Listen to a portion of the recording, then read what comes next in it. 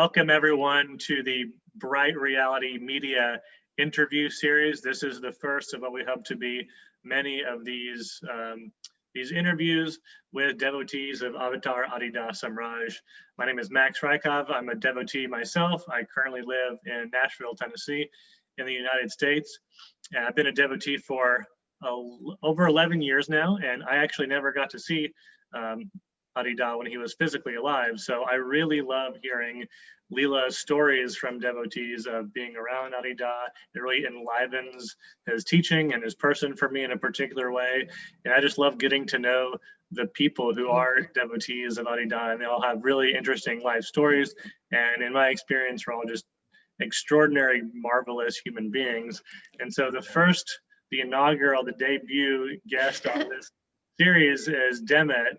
Really happy to have you, Demet. Hi. Very, very pleased to be here. Thank you. Yeah, and Demet has written, is this your first book that you've published? Actually, it's my second book. Oh, cool. But yeah, it's the first one that I'm really proud of. If I'm allowed to say that without sounding too but I'm proud of it. I put a lot of work into it. I'm happy with the result, let's say that. Well, cool. And there's a lot of buzz for this book. And so that's why and it just came out. It's available online. And so that's why we decided to start with Demet. We wanted to talk about her book, and it seems really exciting and wonderful. And I would love to know what led to the writing of this book. And is there any kind of prelude introduction before the contents of the book actually start? Well, yeah, absolutely. I started writing this book as a result of, it's based on my kind of experiences in life. It's written as fiction. The main character, Daria, is actually me, Demet, but it's written as fiction for a number of different reasons. One, because of a particular style that I wanted to use, and also because I wanted to protect some people in the book. Not that there's anything too dramatic in there, but it was just a choice I decided to make and do it in that way. I started writing this book really because whilst traveling, I came across Beloved, and as a result of that, there was kind of I've always been a very creative person, always written poetry, always danced, always had quite a wild spirit. And creativity was always my outlet, acting, dancing, the whole shebang. And then at some point in my life, it just stopped. It just stopped. I think I did it when I was very young. And then I don't know if I lost belief in myself, but it literally was just there.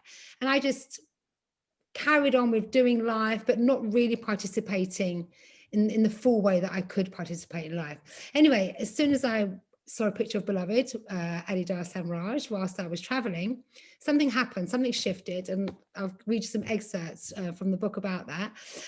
But ultimately, when I came back from my travels, it was like, How old are you at this stage of life? Oh yeah, so I was 27 when I went traveling. I literally bought a one-way. I was living in London. Very decadent lifestyle. My friends called it the Pulp Fiction lifestyle because it was kind of at one point I was living with three guys. One was a drug dealer, one was a cook, and one was the cock, my boyfriend. So literally, not that he was a dickhead, but it was I had it all. My friend said, "You got the pulp," because I'd come home. There's a line of cocaine on the table. There's a spliff in the ashtray, and there's a penis in the bedroom for when you want it, the cock. So, and there's food in the oven from the cook. So I had the whole shebang. That's a well-rounded life. It was a very full life, and like anybody who's experienced those kind of things, you can only do that for so long, and it was really a distraction technique from whatever else. You can do that a couple of years in your 20s, but mine dragged on, and I was no longer happy. I wasn't happy, and it was just I didn't know how to get out of it. So a number of different things led to me wanting to go traveling, and I call them the domino effect. So it was like me going to the doctor with a case of the flu, and the doctor saying, just listening. This Sri Lankan doctor who had Tourette's and kept doing that, and I was like, whoa, what's going on here? Only I could go and find a doctor with Tourette's. But anyway, so he sat about, hardly asked me any of my symptoms, and then wrote out what I thought was a prescription, and then he gave it to me. And it was the name of a meditation center. And I was like, wow. So I looked it up, and it was too far from where I lived. Anyway, within he signed me off for 2 weeks. I went home, smoked myself silly, smoke. We had a new crop growing. It was all fantastic. Pulp Fiction Part 2. Went back to work. And I was flicking through a magazine and I saw an advert for a job for working for a charity called Survivors Poetry. Now, I loved poetry, always loved poetry. I went for the interview, got the job. And whilst I'd had the job, actually the job was next to, like literally stone throw away from the meditation centre that had been recommended to me by the doctor, and which was the other side of London. So it was one I wasn't going to go to, and then suddenly boom, I'm there. So the meditation centre is available. Then I meet this chap called Andre, who becomes a very good friend of mine, and he encourages me to go travelling. And then I go and see an astrologer, Darby, who encourages me to, and all of a sudden I call it the domino effect. I made one move and it created this shift all along. Fast forward, 4 months later, I've got my ticket, and I've got a one-way ticket to Bangkok because I'm never coming back, of course. That was my dramatic exit. And I left behind my job, my home, my boyfriend, my dog. I just went because I had to. There was this strong urge, I can't explain it to you, like this live or die moment, where it was kind of like I was more afraid of living than I was of dying, because I was already dying, doing what I was doing, the life I was living, and it just wasn't happening for me anymore. Anyway, fast forward, I've gone traveling, and this is really the start of the book. So I embark on these travels. So what happens is when I go traveling, I kind of find myself realizing that I was quite a fractured person, where we all are to an extent, because we have our experiences and our memories in life. But I'd kind of like disassociated from myself in lots of different ways. But what became interesting was when I went traveling, there was the healing quality of suddenly the freedom of not being tied to people I knew, systems, society, or I could redefine myself. And nature was a great healing source. So that process started to happen. And then every country I went to, I literally saw myself reflected back by the different experiences and people, because every land has a different history. Every culture has some other gift to offer, you know, and I was ready. I was like a thirsty dog, like ready to just kind of like receive so much. And so I literally found pieces of myself in lots of different places, and I managed to get reflected back to in such a way where I could feel myself almost coming together. So it's kind of like a journey of growth. The big catalyst was finding out about Adi Da throughout my travels. What do you think it was, your disposition, your experiences when you were traveling, you had to summarize, that was so profoundly different than the state you were in before you embarked on your travels? I think it was a combination of things. I think it was leaving the Pulp Fiction lifestyle, something that was so unhappy that I was attached to and bound by. That was it's like breathing. It's like being breathed by a dark cape, and the cape got blown off. And I was suddenly raw. I was suddenly exposed. I was suddenly facing my fears. And, you know, it was like I didn't know what was around the corner. That petrified me and liberated me at the same time. And it was the constant dichotomy of the paradox of the different situations and all the contradictions and being in that space the whole time that just kept shattering who I thought I was, so I could discover who I was. So you didn't have any plans when you were traveling every day? I ran away. My plan was to find a reason to live, actually. You know, I was, I'm not going to say I was like, you know, had a, you know, wasn't terribly suicidal. I was just morbidly depressed, just like there has to be more. There has to be more. You know, I would look at people and think, oh God, why can't I just get married and have kids and be happy doing that job, whatever they're doing? But I just was like, no, I had such a hunger and a thirst to discover the world and to rediscover myself. that created that was a spark which created a fire. And I just allowed myself to be a fire blown by winds without any real, like I had, if I'm not gonna lie, I had an initial kind of plan. I'll go here, here, here.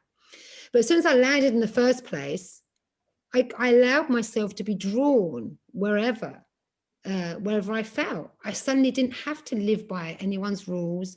I didn't have to fulfill anybody's expectations. I didn't have to be anything that I thought anybody else wanted me to be, because I was alone in a foreign place with a heart that was on fire and a fear of not discovering the truth. So those things allowed me to kind of like, some would call it reckless, some would call it impulsive, some would call it free. It all depends on your perception.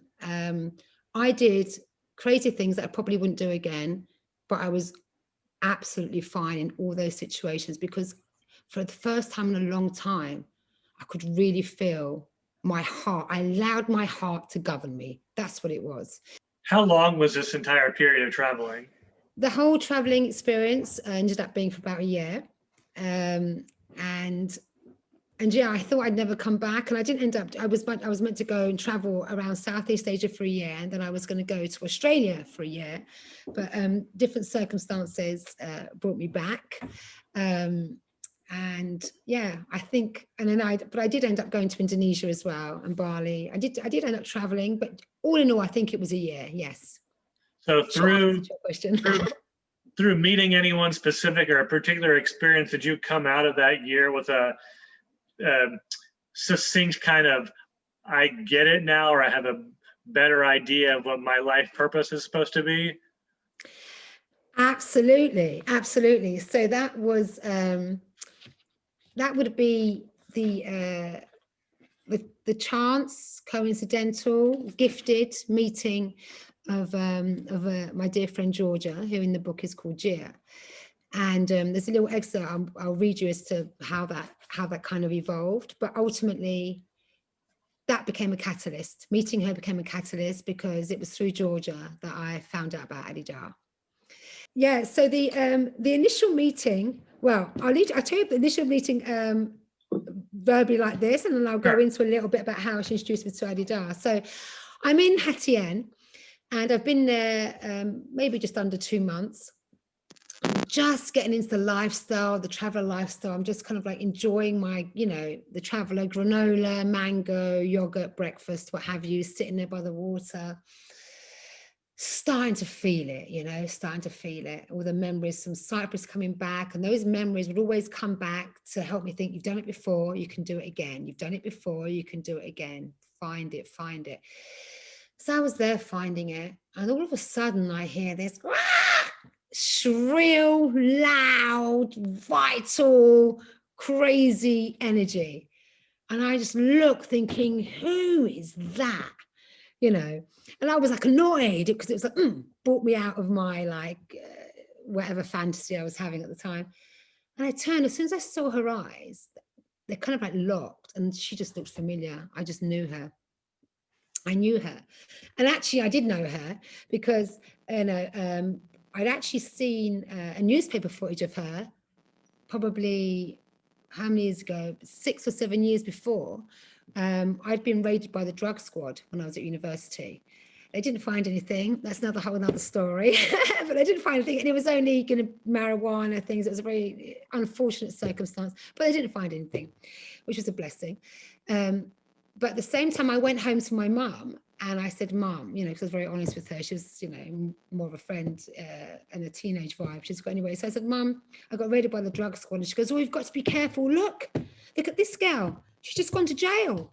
And it's a picture of Georgia at the front page. Judge's daughter goes to jail, because she was an Oxford graduate.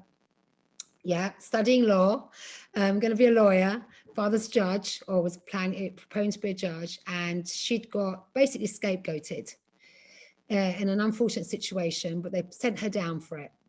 And so I'd already seen her picture, but I didn't remember at the time until she told me the story. So lo and behold, had they found anything that day, we might have been in prison. Me and her were destined to meet, I said to her. We were either going to be bitch prison buddies or, but luckily we're devotee buddies, which is much better. So anyway, yeah, your voice is just cut out, Max. Your voice is cut, yeah. Yeah, the devotee buddies is slightly more auspicious than the thing. Yeah, I think so. But interestingly enough, it was in when she was in prison, and she's actually writing a book at the moment. So you must interview her at some point. She's got some amazing stories. But she, when she was in prison, is when she reconnected, and she found not necessarily beloved, but actually found God inside of her and understood that she was saved by the force of God. And then she became a devotee and realized, well, that force was. So I meet Georgia, briefly look at her. She's talking about films she's been making, traveling around Southeast Asia, spiritual comedy, sounds fantastic. I was very attracted to her energy. We became friends. And then within 24 hours, we were not separable. You couldn't separate us. Like she was a sister, a friend, a guide, a mentor. She'd been traveling, and I literally, I found a piece of my heart in her. It was wonderful, and she drew me to Beloved. She led me to Beloved, and I'll just come on to. I'll read you a little excerpt from there. Yeah, that's all right. So we've already met, we've already friends, and she's actually got the hut next to me, and our huts were in Hatien. There's a ridge which is quite high up on this bay, and there's only about 7 huts along the ridge where we are. Then on the other side of the ridge, there's another 7. So it's really quite near the jungle and quite secluded. And she was next to me, which is quite auspicious because it was just random, but she was always, she was there already. Yeah, synchronicity. So 2 months had passed, 5 weeks of which had been on Hatien, when Deria had her first profound experience. At the time, she was laying in a hammock and felt a crisp breeze floating through the air, paving the way for the night to fall like a cool sheet onto the Thai land. Lifting her head out of the hammock to feel its tickle, she gazed up at the bruised sky for the first star to appear. A tiny twinkle sparkled in the dusky backdrop, and she squealed, yes. Wanting to share the moment, she glanced over at Gia sitting on her bed, studying the teachings of a man she'd just shown Deria a photo of. Gia had been excited to see her response, but Deria didn't really have one, other than surprise that he was white. How could a spiritual teacher be a white bloke? What added further confusion was that he was an American, though he looked slightly Chinese to her, which seemed better. The idea of a white American spiritual teacher was very off-putting. More than that, it screamed cult. Yogananda was an Indian, and she felt the sincerity of faith in his ancestry. What did America have to offer, aside from McDonald's, Hollywood, and Botox? Nevertheless, she'd been drawn to look at his picture longer than she'd wanted to, eventually passing it back to Gia with a compensatory, reassuring nod. Deria felt obliged to give her something. Gia had raved about her soon-to-be guru non-stop, and she didn't want to let her down. Gia walked silently away, cradling the picture to her chest, and Deria snuggled into the material cave for a hammock, thinking about what Thai delight she might feast on that evening.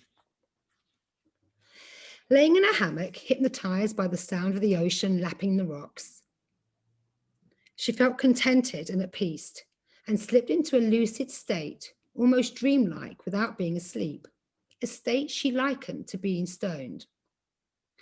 In what she could only describe as a vision, she saw Yogananda standing bold and beautifully radiant, holding a large A4 file with her name printed on it. Yogananda turned to his right and exchanged a few words with another person who was out of view. Deria couldn't hear the exchange and only saw Yogananda's lips move. From the pause and nods that followed, she guessed the other person had spoken too.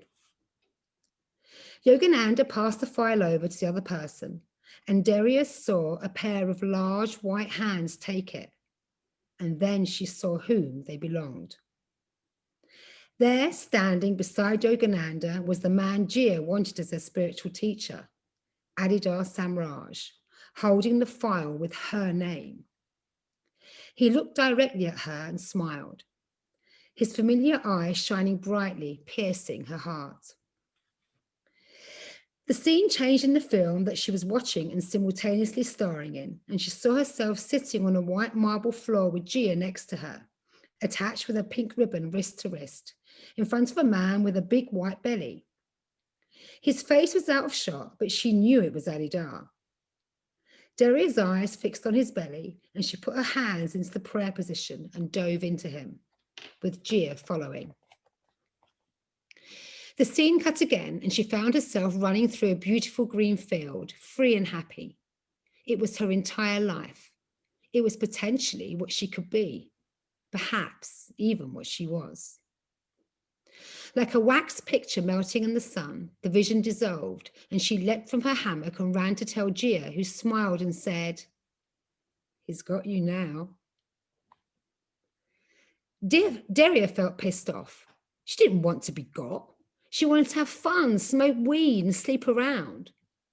Although it had been the connection to the source enlivening her spirit that helped her to break free from the unhealthy situation in London, she didn't feel it would accommodate her new lifestyle. She had preconceived ideas about what spirituality and religion were. It was damning, it was oppressive, and it was judgmental. Surely, if Adi Da had her, then he'd try to turn her into a nun. But she couldn't forget the feelings in the field of diving into his belly, and she couldn't erase the image of his eyes. Their brightness, which was consuming her mind, slipped down into her chest, where it lay pressed onto her heart. She was right. Jia was right. He had her. And Deria had one of the best years of her life. That was beautiful, Demet. Thank you. Had I you got had goosebumps as I read it, actually, at the end. Was that your first time having some kind of visionary experience? I would say most probably yes. I've got a very strong imagination, and I've had a lot of psychic experiences. And I would say potentially at a young age, I was probably slightly deluded in certain areas of my life as well. So I think I saw things that didn't, but I was also the kind of child that if I knocked, you know how everything can be a cartoon, you know, in, for example, what's that one where the cartoon, where the teapot speaks? What cartoon is it? Fantasia? It might be that, but there's Beauty and the Beast? Yeah, they all do it, don't they? That's it. That's where it's from. But when I was a kid, I literally would like feel like everything was alive.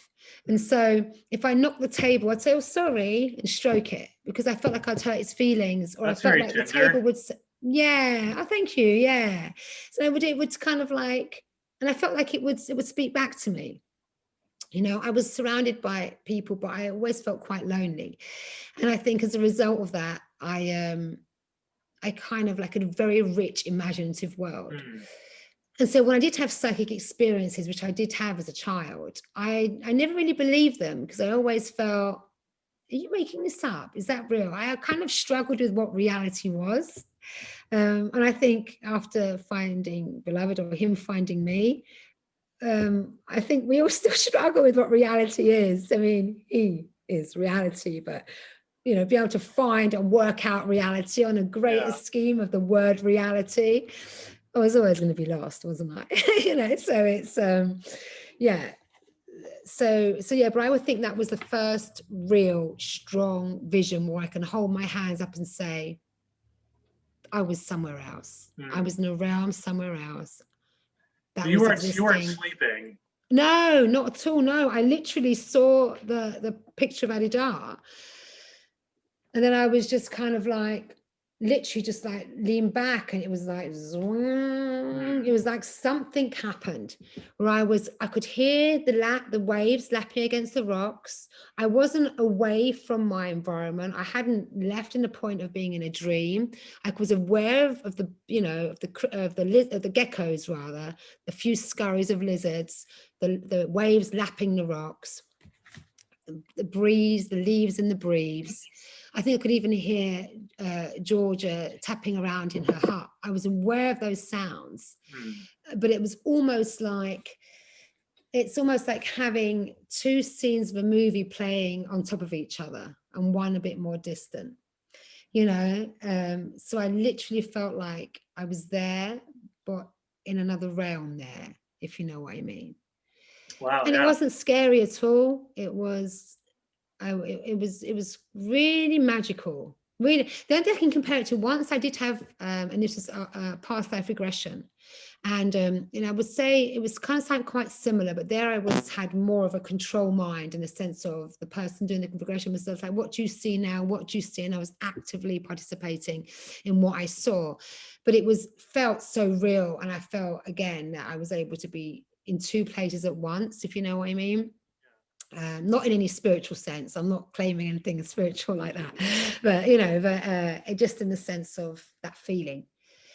Yeah, and it was very profound for me. It was my introduction to Adi Da in that respect. And then on that journey, different places I went to, it was interesting. So up until that point, it'd been about me just settling into the journey, and then meeting Georgia, and then with the introduction to Adi Da, that became the first turning point, if you like.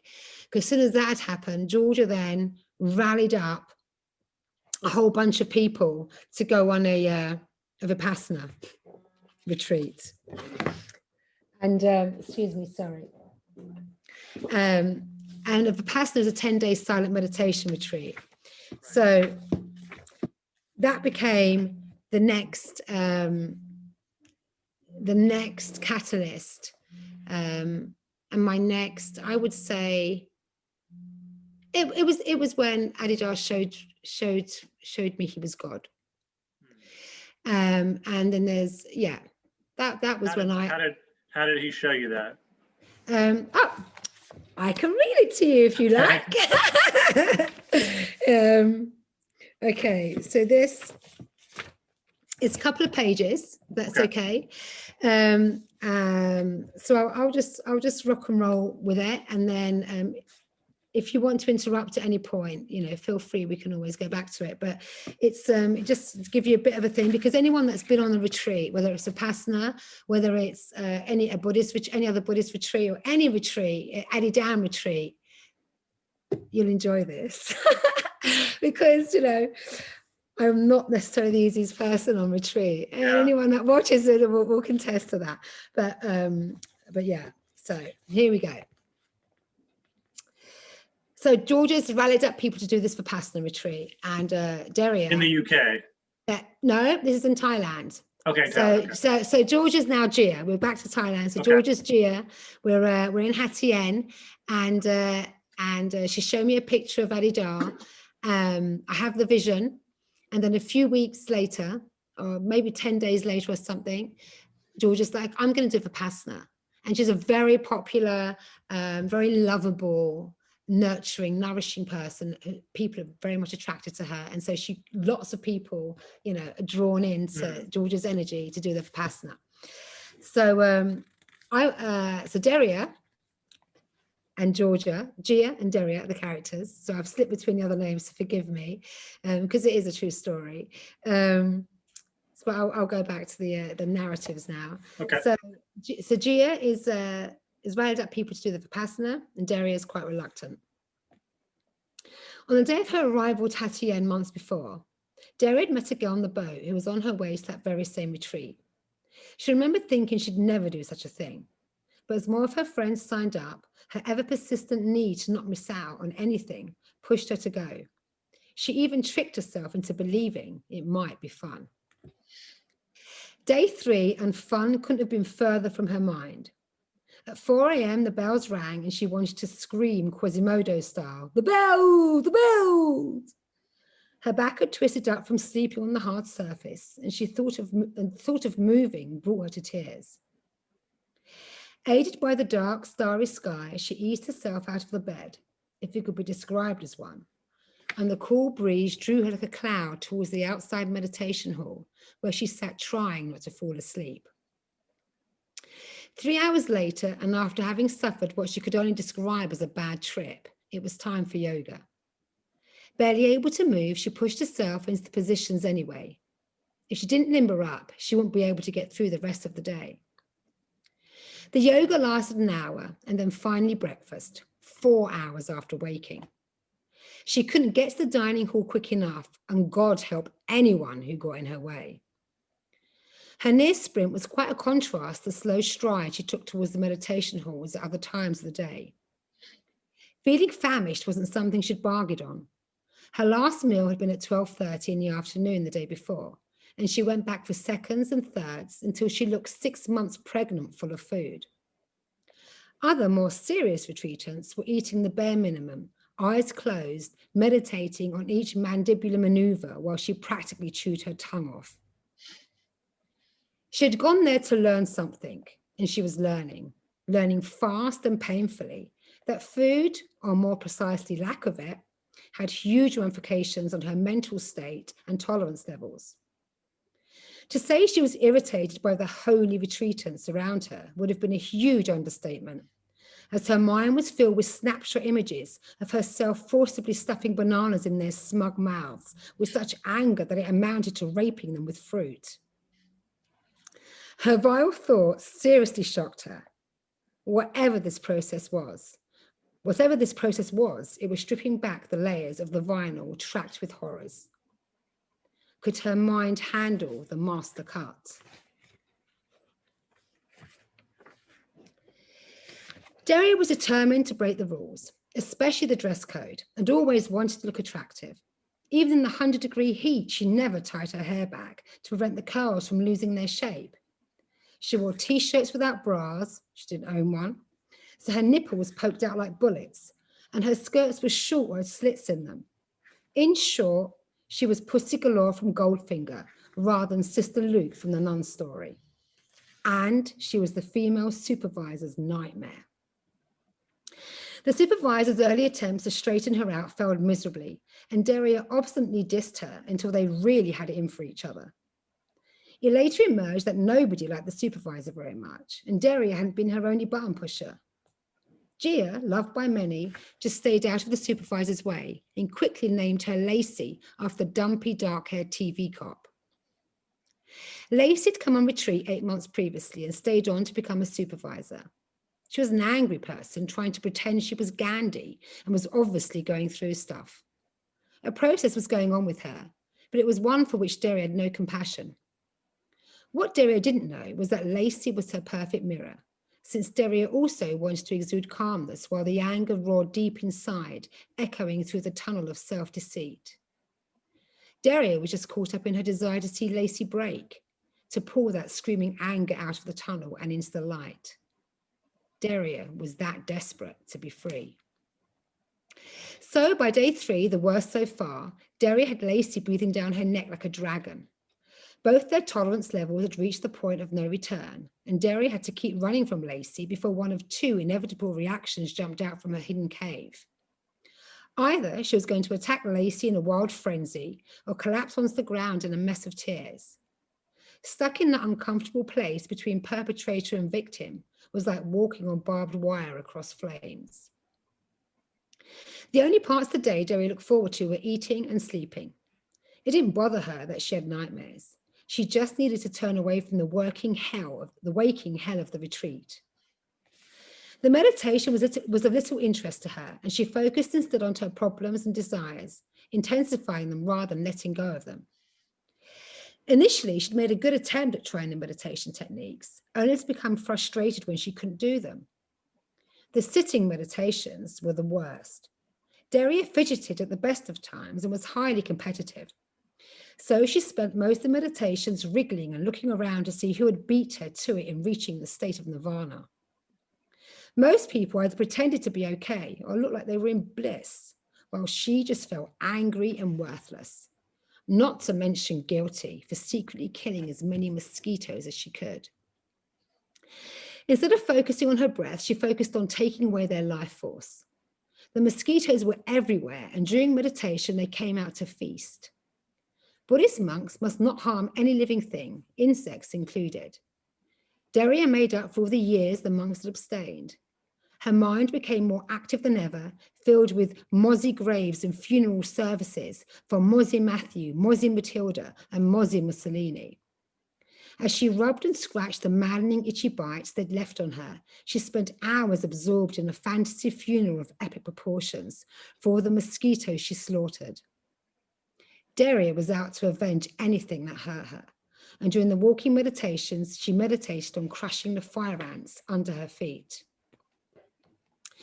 So on night 3, after the evening meditation, she went to bed as usual. Normally one of the first to leg it to the retreat quarters, she took a piss and slumped down onto the hard wooden table, hugging her wooden pillow. As with the 2 previous nights, she fell asleep immediately. She was dreaming a nightmare, and as she was taken further back. This time, she didn't sense her body. She was one with all forms, circular, black, and moaning. A sharp scream cut through her nerves with the teeth of death. They belonged to a baby wrapped in barbed wire, struggling to break free. Unsure of what was causing it so much pain, the baby fought more and more, pushing its flesh deeper into the wire, tearing its body, until its whole form shredded like pulled pork, and the sound stopped. Daria sat up, panting, tears streaming down her face. It was herself she'd heard screaming. There was no baby in the room. Relief washed all over her, and she saw Adi Da's face like a hologram. She turned her head from left to right, up and down, and saw the same image. The brightness burnt through her sorrow, and she felt strong. She felt alive. Daria knew she'd experienced something terrible in the other realm, and in this one. It had been stored away in a dusty box, unopened for many years, but she finally had access to the key. Adi Da's face faded from the room, and she prayed to God to help her. His face reappeared. "Not you," she said. "I want God." And she tried to push the image away. Adi Da's face brightened, and he smiled before temporarily fading from view. End of that section. Wonderful. That's what I think. That's a lot of people will definitely, who've been on a retreat, will sympathize with you going. I mean, that was also my first ever experience of anything like that. Anything like, not having food when I wanted it, having to wake up at that, what I thought ridiculous hour at 4, having to sit still for that long. There were a number of other things that happened prior to going on the retreat. Also, I'd practically sliced nearly the top of my toe off, my second toe off. And even though it was a silent retreat, the first few days I did need to speak to somebody because I nearly had to leave because I was going to have to get my toe chopped off, but it started to heal, thankfully, so I didn't have to leave. I mean, there are a number of other things, happening at the same time, but straight after that experience, everything changed. Literally, I woke up the next day. I mean, there was a few other experiences happened straight after. I mean, I haven't measured that bit, and I'll just briefly examine. I left the room after seeing Adi Da's face like a hologram, and he was literally like, wherever I looked, it was almost like it's plastered. And then I just didn't. I was like, whoa, what's going on? That picture, whoa, and I was so afraid. I was so afraid, even though his eyes and I could feel the force piercing my heart. I could feel my heart moving. It was just so alien. If you've never experienced anything like that, and you've had no, like Yogananda wasn't even my guru. I'd read one book of his, and that he was one of the dominoes that led me to go traveling, and I felt enlivened, but I still never got that. It was that force that was carrying me, guiding me, taking me on this like wonderful journey. The force that you were feeling through Adi Da. And initially I got sprinklings of it, sprinkled glitters, dust before I went. And then when I was hit, because his force is boom, boom, there's no, it wasn't no sprinkling for me. Right. It was like a real force. So when I got hit with that, I felt it, and it did need to be hit hard, to be honest, in my heart, but it was scary. But I couldn't also deny what I felt. You know, it was one of those things I was trying to battle with the idea of it. And again, because of my extensive imagination, I was just kind of like, what is this? And, you know, I've always had a strong love for all people. You know, there was probably a deeper fear of, like, you know, a male energy as well. And it was kind of like, all was very overpowering for me and very attractive at the same time, you know, but not attractive enough for me to want to, in that moment, definitely to want to embrace it. It was too, I didn't want to embrace it, but it didn't matter whether I wanted to or not. It happened. The shift had happened. It came into my heart. Sorry, go on. How did you get from that point to wanting to see him for the first time? Yeah, so that all happened really. So straight after that experience, something another profound experience happened. I left my room to go to the toilet, came back, and out of nowhere, this monk's pendant was just on my bed. And all the Buddhist monks have these pendants with an embossed monk on the front of it. And there was, right where the third eye would be, it was almost like it was shining. I couldn't understand what it was. And I looked closely, and it looked like there were like lots of little scratches on it. And I thought that was so bizarre. At the end of the retreat, so throughout the retreat, everything just started getting easier. I was happy. All the pain, the suffering, the frustration, the anger, the feeling like I was in, you know, that film Jacob's Ladder. It was like every moment was Jacob's Ladder on that retreat up until that point. And then after that experience, and after Adi Da presented himself literally holographically as if I was in the room with him, you know, after that moment, as much as I felt something in my heart and wanted to not acknowledge what it was, everything changed, which, you know, I kind of could have, I was like, that's interesting. So then go through the rest of my travels. I won't, and no more from the book from now. That's all. That's all to be read and experienced. You have to buy the book to. Yeah, that's it. So I've given you a few little. That was the catalyst for for what happens after, and for the journey that I carried on therein. So ultimately, I go traveling. I come back, and I keep getting messages from the character in the book, Gia, who, as we know, is Georgia, and oh, there's an event tonight. Oh, you should come. And she'd now become a formal devotee at this point, and she's like pumped, and she wants to bring people into the room. And there's an event, and I was like, and then this time when I saw there was a flyer on my email, and I saw it, and it was like. I was like, okay, you hear, Georgia said he got me like a year ago, but he's got me again, you know, and it was very powerful. Was it the photo that got you? It was, I've been invited to think, and it was it was a flyer, and it was almost like it's almost like I had to have the opening and introduction, and then be allowed to go and be this crazy, wild. I went back into promiscuity, into into smoking, but, you know, into so much adventure, with such a full heart, with so much courage, and with such fearlessness. And prior to me going, I had all those things. Otherwise I would have gone, but not with the valor that I had it there and then. And it was almost like I had to go and do that. And then when I saw Beloved's picture this time, it was like the fear was no longer there. You know, I'd be alive. I said that, of course, there's fear, because when I saw him, I literally nearly shit myself when I saw him for the real time. And I'll tell you about that. But the fear, you know, at that level of where I was at in my relationship with him, that I wanted it.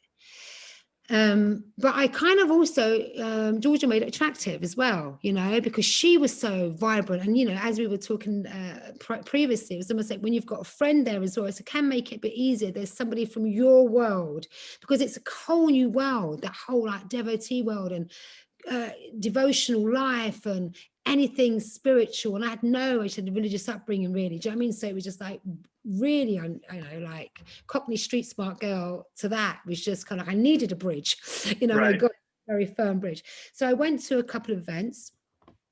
And well, the first event I went to was I was walking down the street towards the dress Georgia had given me, a lovely house in Belsize Park that she was living at. And as I'm walking down it, she's walking up it. And I'm like, where are you going? I'm going to your house. She goes, oh, I've got something to go to, but my brother Justin's there. You'll be fine. I was like, but I'm kind of half coming to see you, you know, is what I felt. Anyway, I walk in the door, incense burning, shoes by the door, you know, and I'm thinking, And there was all this like quietness. And then I kind of like walked down this corridor and I was like, okay, I go in, and then this door opens and there's this projector. And before I see what's on the projector, I just see all these devotees like this. And I'm like, what the fuck? What's this? And I just turn my head and I look, and there's beloved Adi Da Samraj giving darshan. And I was just kind of like, you know, partly copying, partly not knowing what to do, but also like, oh my God, literally